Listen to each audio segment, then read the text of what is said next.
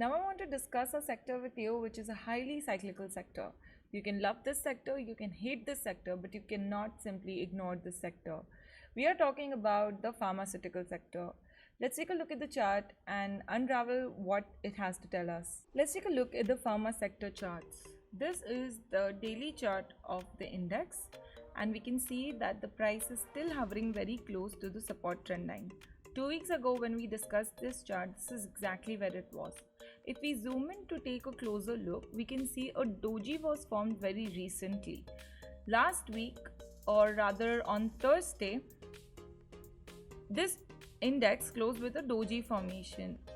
For those who are familiar with the term doji will understand that doji shows a state of confusion in the market where neither the bull nor the bears are managing to get a lead on what the index might do next. However, on Friday, this index closed with a big red candle, which would indicate further correction.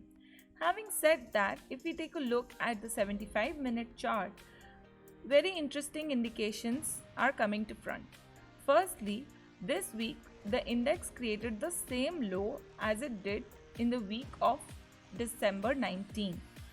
However, if you look at the RSI did not form a same low. In fact, it bottomed out near the level of 40, giving rise to a positive divergence.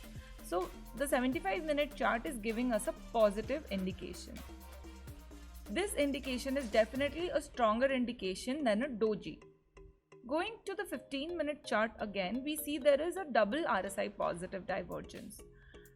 In our market outlook 2 weeks ago, we noticed the smaller RSI positive divergence and we hypothesized that the pharma index was going to rally, and it rallied. It rallied nearly 5% higher on a week where the entire market was pretty weak. It was only the pharma and the healthcare sectors which rallied, whereas all other stocks including the PSU banks fell down sharply. So now again, in the week when the entire market and all sectors almost closed in green, pharma sector closed in red. It fell back to retest the low, but as you can see, the test was successful. The index did not breach the previous low and it bounced back, and in doing so, it formed another bigger RSI positive divergence. I believe some of the biggest winners of the coming few months can be found in the pharma and the healthcare sector. If you are interested in knowing the names and trade setup for some of the names in the pharma sector, be sure to subscribe to my services through the link in the description box below.